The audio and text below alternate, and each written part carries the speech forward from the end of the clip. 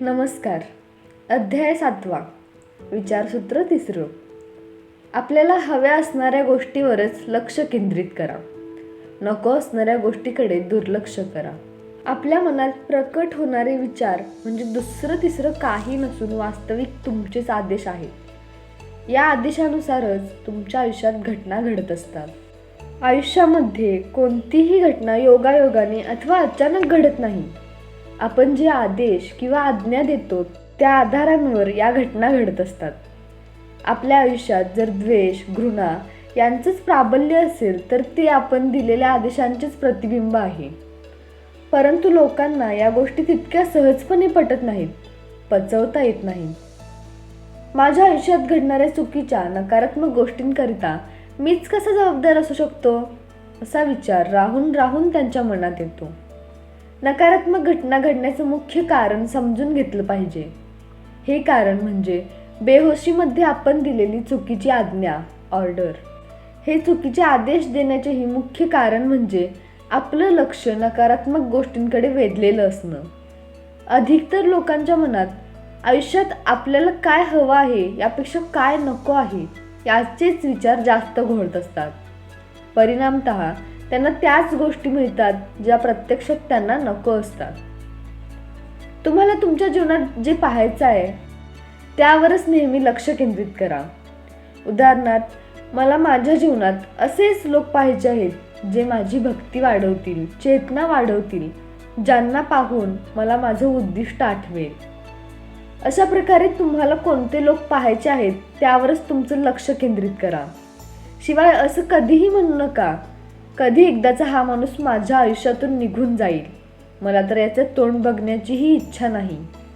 तुमच्या अशा वाक्यामुळे नकारात्मक विचारांना शक्ती मिळते. विचार नियमानं तुमच्यासाठी काम करावं असं जर तुम्हाला वाटत असेल तर सतत सकारात्मक विचारांना बळ आणि शक्ती याचं खतपाणी घालायला हवं. 3रं सूत्र हे सांगतं की त्याच गोष्टींवर लक्ष द्या ज्या आपल्याला हव्या आहेत, ज्या नको आहेत त्याकडे साफ दुर्लक्ष करा. आजारी माणसानं स्वतःचं लक्ष स्वास्थ्यावर केंद्रित कसं करायचं हे आता समजून घेऊया. आजारपणातून व्हावी मुक्ती, स्वास्थ्याशी असावी युक्ती. स्वास्थ्याच्या युक्तीवर लक्ष केंद्रित केल्याने आजारपणापासूनच्या मुक्तीचा विचार हळूहळू स्वास्थ्याच्या युक्तीवर स्थलांतरित होईल. आपलं लक्ष कायम स्वास्थ्यावर राहण्यासाठी पुढे दिलेल्या विचारांनी मनाला प्रशिक्षित करूया आपण.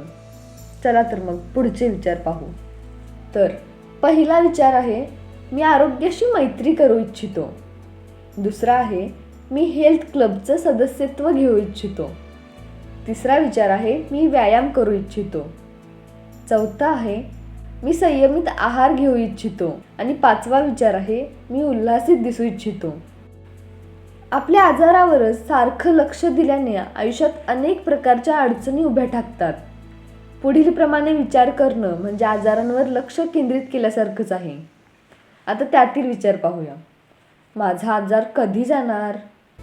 मला अमुक आजार तर होणार नाही ना? मला हृदयरोग तर होणार नाही ना?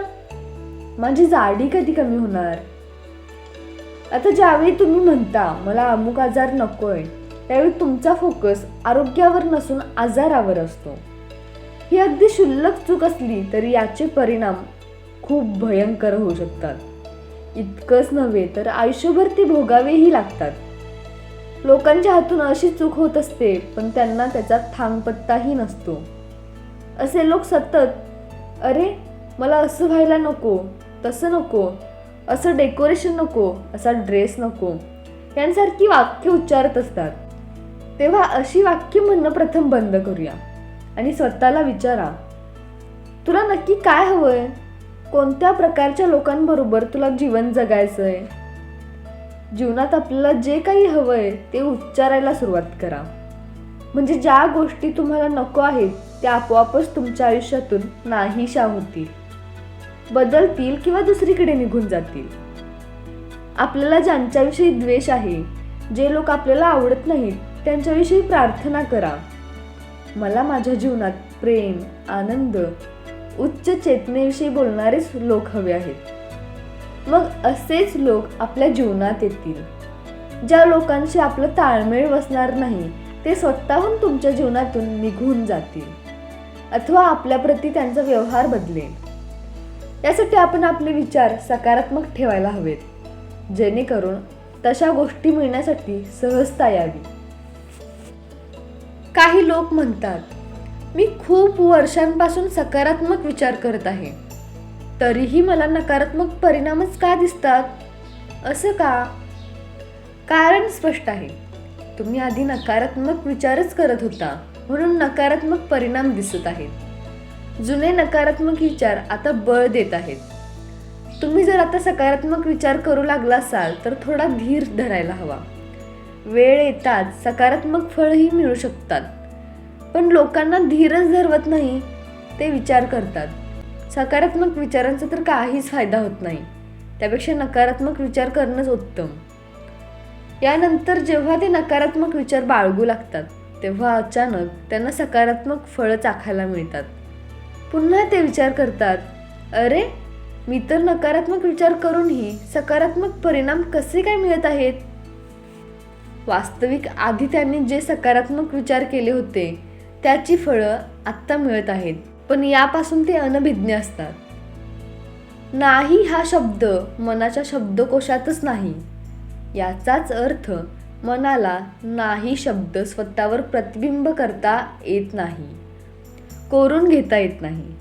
आपण जर मनाला समजावलं, तुला तुझ्या आवडत्या कारचा अजिबात विचार करायचा नाही, त्या क्षणी मनात चारचाकीच्या विचारांची शृंखला सुरू झालीच म्हणून समजा. दहशतवादाची एखादी घटना वाचल्यावर किंवा पाहिल्यावर तुम्ही मनाला ठामपणे सांगितलं, मला दहशतवाद शब्दाचा प्रचंड राग आहे, दहशतवाद्यांविषयी मला तिटकारा आहे, तर तुमच्या या सांगण्यातून मनाला जे खाद्य मिळेल त्याच्यावर जे चित्र रेखाटलं जाईल ते एखाद्या दहशतवादी माणसाचं किंवा दहशतवादी दृश्याचंच असेल. हा नियम मातापित्यांनी समजून घेणं अतिशय गरजेचं आहे. आपले मन नाही हा शब्दच जाणत नसल्यामुळे जेव्हा एखादी आई आपल्या मुलाला दार आपटू नकोस, धाडकन दार लावू नकोस, मस्ती करू नकोस असं ओरडून सांगत असते, तेव्हा त्याऐवजी जर तिने बेटा दार हळू बंद कर असं सांगितलं तर ती सकारात्मक भाषा होते. जाहिरात करणारे मनाचा हा नियम उत्तम प्रकारे जाणतात, शिवाय त्यांच्या फायद्यासाठी या गोष्टीचा पद्धतशीरपणे वापरही करताना आढळतात. एका जाहिरातीत होतं, जोवर तुम्ही या कारची टेस्ट ड्राईव्ह करणार नाही, कार चालवून बघत नाही, तोवर ती घेऊ नका. परंतु कार खरेदी करणाऱ्याला वाटतं कारची टेस्ट ड्राईव्ह घ्या आणि ती विकत घ्या. अशा प्रकारच्या जाहिराती देणारे लोक जागरूक आहेत, चाणाक्ष आहेत, पण दुर्दैवानं कित्येक सरकारी संस्था मात्र याविषयी अनभिज्ञ आहेत. दारू पिऊन गाडी चालवू नका यासारखी मोठमोठी बोर्ड आपण रस्त्याने जाताना वाचतो, पण परिणामस्वरूप गाडी चालवताना दारू पिऊनच चालवायची असं मनावर नकळतपणे ठसलं जातं. म्हणून आपल्याला जर युद्ध संपवायचंच असेल तर आपले विचार युद्धाविरुद्ध नसावेत, उलट शांतीच्या पक्षात असावेत. हाच एक निष्कर्ष यातून निघून जातो. एखादी गृहिणी घरात काम करत असते आणि तिचं बरंचसं काम अपूर्ण असतं. त्यावेळी अज्ञानामुळे तिच्या मनात पुढील विचार येतात, मलाच नेहमी सगळी कामं करावी लागतात. लहानपणी आई वडील काम सांगायचे, आता सासू सासरे सांगतात, हे पण तूच कर, ते पण तूच कर. शेवटी कुठंपर्यंत मीच हे सगळं करत राहायचं, इतर कोणी का नाही करत? परमेश्वरा वाचव बाबा या कामाच्या रगाड्यातून. असे विचार करून तिला जास्त काम करायचंच नाही अशीच ऑर्डर नकळतपणे ती स्वतःला देत असते. वास्तविक ती स्त्री जाणून बुजून असं करत नाही, केवळ घरकामामुळे त्रस्त झाल्याने ती असे विचार करत राहते. मग थोड्याच वेळात भाजी चिरताना तिचं बोट कापलं जातं आणि बोटातून भळाभळा रक्त येऊ लागतं. डॉक्टर तिला 2 दिवस काम करण्यास मनाई करतात आणि सक्तीची विश्रांती घ्यायला सांगतात. आता एखाद्यानं जर तिला विचारलं, तुझ्या बोटाला चाकू लागावा अशी तुझी इच्छा होती का? तर ती म्हणेल, छे मी काय वेडी आहे असे विचार करायला, स्वतःचं नुकसान व्हावं असं मला कशाला वाटेल. एकदा एका माणसाने माठ आणला. तो माठ मोठा असल्याने त्याला जास्त जागा लागायची. तो माणूस जेव्हा त्या माठाकडे बघत असे तेव्हा त्याच्या मनात विचार येत, हा माठ जरा जास्तच मोठा आहे, याला खूप जागा लागते. अशा विचारांनी एक दिवस तो माठ फुटला. तुम्ही जर त्याला विचारलं, माठ फुटावा अशी तुझी इच्छा होती का? त्यावर तो म्हणेल, स्वतःचं नुकसान हवं अशी इच्छा करायला मी काय वेडा आहे? परंतु माठ जरा छोटा असता तर बरं झालं असतं अशी सूक्ष्म इच्छा त्याच्या मनात होती. त्यानंतर 2च दिवसांनी त्याच्या घरी छोटा माठ येतो. याचाच अर्थ प्रत्येक गोष्ट बघून तिचं निरीक्षण करून अप्रत्यक्षपणे तुम्हीच ऑर्डर देत असता हे निश्चित होतं. असं असतं तर बरं झालं असतं, तसं असतं तर चांगलं झालं असतं. म्हणून भले तुम्ही प्रत्यक्षपणे स्वतःचं वाईट चिंतत नसाल किंवा आयुष्यात दुःखाची इच्छा करत नसाल, पण अप्रत्यक्षपणे मात्र तुमच्या मनात जे विचार येतात तशाच घटना जीवनात घडतात, आकृष्ट होतात. हे नीट ध्यानात ठेवून स्वीकारायलाही हवं. निरंतरता हीच यशाची किल्ली आहे, सफलतेचं रहस्य आहे. ज्या लोकांना हे रहस्य समजलं ते लोक सजगतेनं निरंतरतेची बीज पेरत राहिले.